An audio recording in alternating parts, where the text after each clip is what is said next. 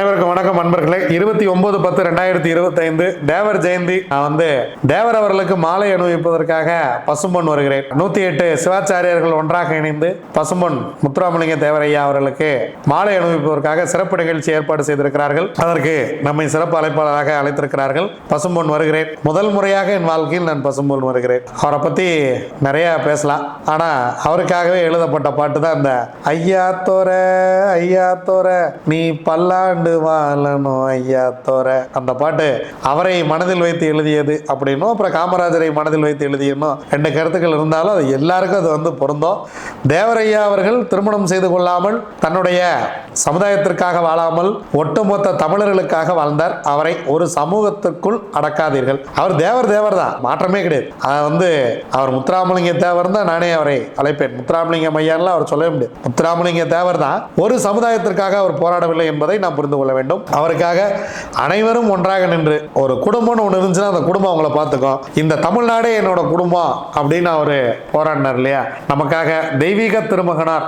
நீங்க திரு அண்ணாதுரை அவர்கள் மீனாட்சியை பற்றி மதுரையில் ஒரு சர்ச்சைக்குரிய கருத்தை பேசுகிறார். எனக்கு பதில் சொல்ல முடியாம அண்ணாதுரை மதுரையிலிருந்து கிளம்பி போக முடியாதுன்னு சொல்லிட்டார் தேவர். கடைசியில் தேவர்கிட்ட மன்னிப்பு கேட்டு தான் அண்ணாதுரை வெளியில் போனார். இதெல்லாம் வரலாறு நிகழ்வு. அதுக்கப்புறம்லாம் ரொம்ப கம்மி பண்ணிட்டாங்க பேசுறத. அந்த மாதிரிலாம் இருந்ததுனால தான் இன்னைக்கெல்லாம் நம்மளாம் தைரியமா பேசிட்டு இருக்கிறோம். இல்லைன்னு வச்சுங்க சோழி சுத்தம். அதனால தேவரையா அவர்களுக்கு இனிய பிறந்தநாள் வாழ்த்துக்கள். நம்ம வாழ்த்த வயதெல்லாம் தேவையில்லை, நல்ல மனம் இருந்தா போதும். ஐயா மீண்டும் பிறந்து முத்துராமலிங்க தேவராகவே வளர்ந்து இந்த சமுதாயத்துக்காக வாழ்ந்து இந்த உலகத்தில் அவர் அனுபவிக்காம போன நல்ல விஷயங்களையும் இன்பங்களையும் அவர் அனுபவிக்க வேண்டும். நல்லதெல்லாம் அவர் அனுபவிக்கவே இல்லை. வாழ்க்கை பூரா கஷ்டப்பட்டு இந்த சமுதாயத்துக்காக உழைச்சி இவங்களுக்காக சிந்திச்சே செத்து போனார். நல்ல மனிதர். அவர்களுக்கு குரு பூஜை. அந்த குரு பூஜையில் கலந்து கொள்வதற்காக பசும்பொன் வருகிறேன். இது ஐயா எனக்கிட்ட பிச்சையாக நான் கருதுகிறேன். வாங்க, திதி யோகம் கரணம் நாள் நட்சத்திரம் என்ன சொல்கிறது பஞ்சாங்கம் பார்ப்போம். அருமையான ஐப்பசி மாசம் 12ஆம் நாள் விசு வாவசு வருடம். அதிகாலை 5:22 வரைக்கும் சப்தமி, அதன் பின்பு அஷ்டமி. பிற்பகல் 2:18 வரைக்கும் உத்திராடம், அதன் பின்பு திருவோணம். அதிகாலை 5:18 வரைக்கும் திருதி நிறைவு பெறுகிறது. அதன் பின்பு சூலம். யோகாதிபதி நட்சத்திரம் விசாகம், யோகி குரு. அவயோக நட்சத்திரம் கார்த்திகை, அவயோகி சூரியன். அதிகாலை 5:22 வரைக்கும் வனிசை. அதன் பின்பு மாலை 5:27 வரைக்கும் பத்திரை கரணம் கேது. அதன் பின்பு பவகரணம் செவ்வாய். கவிஞர் வாலி அவருடைய பிறந்த தினம். நண்பர்களே, வாலிப கவிஞர் வாலி 4 தலைமுறைக்கு சக்சஸ்ஃபுல்லா பாட்டு எழுதின ஒரு கவிஞர் வாலி தான். அதுல எல்லாம் அவர் எழுதிட்டார். கடல் நீர் நடுவே பயணம் போனால் குடிநீர் தருபவர் யாரோ அப்படிங்கிற பாட்டு மீனவ நண்பன்ல அவர் எழுதுனது தான். அப்படியே வந்தீங்கன்னா சூரியன் படத்துல தான் ஒரு பாட்டு ஒன்று வரும். குட்டாலக்கடி எல்லாம் எழுதியிருப்பாரு. அதெல்லாம் வாலி அவர்கள் எழுதின பாட்டு தான். ரொம்ப ரொம்ப பிடிச்ச பாட்டு. 2 பாட்டு அது ஒரே படத்துல எழுதிட்டாரு. 6.5 கோடி பேர்களில் ஒருவன், அடியேன் தமிழன், நான் உங்கள் நண்பன். இதுவோ மயிலிறகே வருடுகிறாய் மெல்ல. இந்த பாட்டு எனக்கு ரொம்ப ரொம்ப பிடிச்ச பாட்டு. அது வாலி அவர்கள் எழுதிய பாட்டு. அதே போல வாலி அவர்கள் எழுதி பிடிக்காத பாட்டுன்னு எதுவும் இல்லை.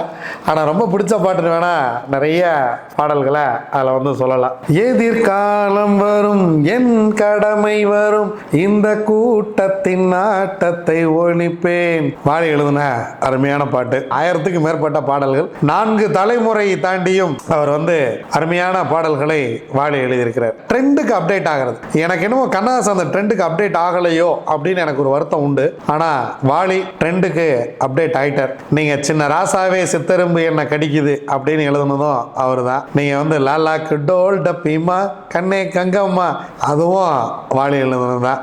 அந்தந்த காலத்துக்கு தகுந்தாற் போல் வாலி தன்னை மாற்றிக்கொண்டார். அதனாலேயே 4 தலைமுறை வாலி வாழ்ந்துவிட்டு மறைந்திருக்கிறார். வாலிப கவிஞர் என்றும் வாழ்வார். நீங்கா நினைவுகளுடன் நாங்கள் உங்களுடன். வாங்க கிரக சூழ்நிலைகளை பார்க்கலாம். குரு கடகத்துல உச்சம், கேது சிம்மத்துல, சுக்கிரன் கன்னியில நீச்சம், சூரியன் துலாமுல நீச்சம், கூடவே புதன், செவ்வாய் ஆட்சி, விருச்சகத்துல, சந்திரன் மகரத்துல, ராகு கும்பத்துல, சனி பகவான் மீனத்தில். திருவோணமும் அஷ்டமியும் சேர்ந்து வந்த அருமையான ஒரு சுப நாள் புதன்கிழமை.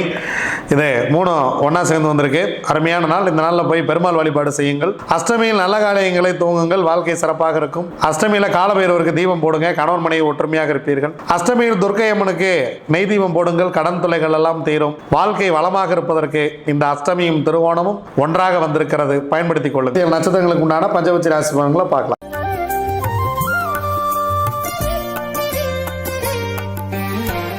அஸ்வினி, பரணி, கார்த்திகை, ரோகிணி, மிருகசீரிசம் உங்களுடைய பக்ஷி வல்லூர்.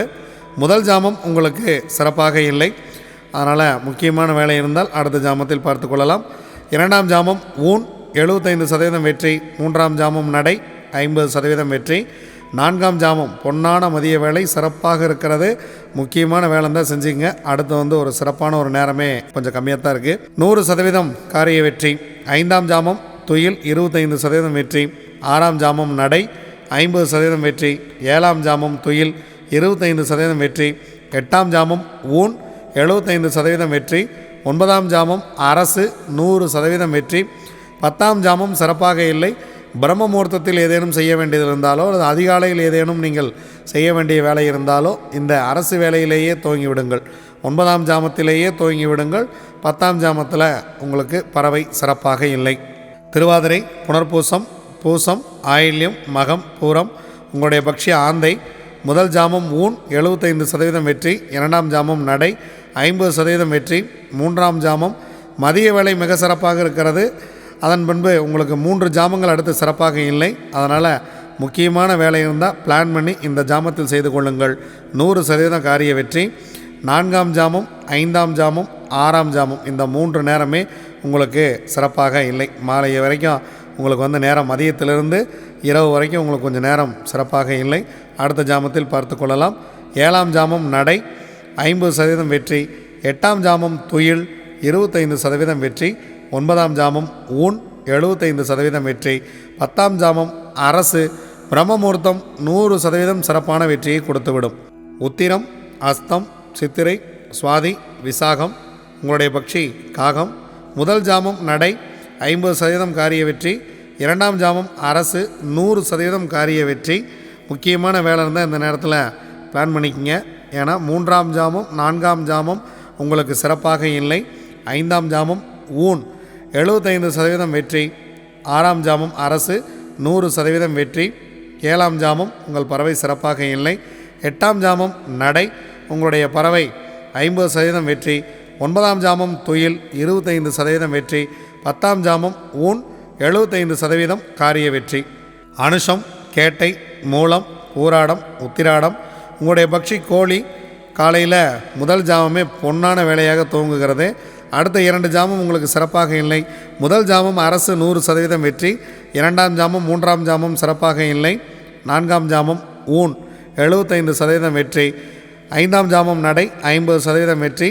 ஆறாம் ஜாமம் ஊன் 75% வெற்றி. ஏழாம் ஜாமம் அரசு 100% வெற்றி. எட்டாம் ஜாமம் உங்கள் பறவை சிறப்பாக இல்லை. ஒன்பதாம் ஜாமம் நடை 50% வெற்றி.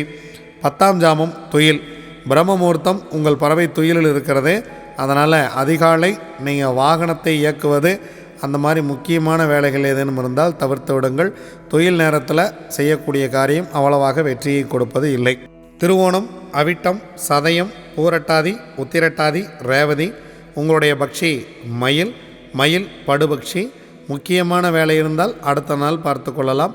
இறை வழிபாட்டை மேற்கொள்ளுங்கள். புதிதாக ஏதேனும் துவங்குவதாக இருந்தாலோ அல்லது உங்கள் வாழ்க்கையை மாற்றக்கூடிய விஷயமாக இருந்தாலோ படுபட்சி நாட்களில் தவிர்த்து விடுவது மிகவும் நல்லது.